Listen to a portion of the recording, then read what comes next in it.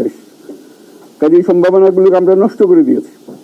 এখন আবার সেই বীজতলা আবার তৈরি করতে হবে, আবার আমাদেরকে জেগে উঠতে হবে। তারাই এই বীজতলা তৈরি করবে, তাদের হাত দিয়েই হবে, এবং তাদের দিকে আমরা তাকাবো এবং আমরা তাদের নির্দেশ মতে আমরা অগ্রসর হব।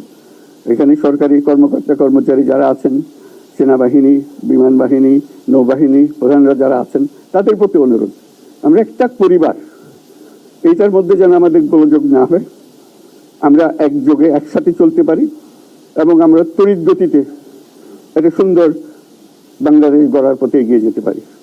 সেটাই আমার কামনা। আপনাদের সবার কাছে আবেদন, আমাদেরকে সেই সুযোগ দেন, আমরা সেই পথে আমরা যেন অগ্রসর নিজে প্রশান্তি পাই। পৃথিবীর সবাই আগ্রহ করে তাকিয়ে আছে আমাদের দিকে। এখানে যখন ছাত্ররা রাস্তায় নেমেছে, পৃথিবীর সব জায়গা থেকে অভিনন্দন এসছে, যে তারা অবাক হয়েছে। আমাদের তো গা শিউরে উঠেছে, প্রতিদিন যা হয়েছে অবিশ্বাস্য কাণ্ড। তাদেরও এটা স্পর্শ করেছে, তাদের তরুণরাও জেগে উঠছে আমাদের ছেলে মেয়েদের এই অভিজ্ঞতা থেকে, তাদের এই সংবাদ থেকে তারাও চোখ জেগে উঠেছে আমরা কি করতে পারি। কাজে আমাদের কাজ হবে এগুলো সম্পূর্ণ করা। আমরা আজকে থেকে শুরু করলাম, সেটা আশা করি আমরা দ্রুত গতিতে এগিয়ে যেতে পারবো। সবাইকে ধন্যবাদ। আজকে কোশ্চেন আর নিলাম না, আর দিও না।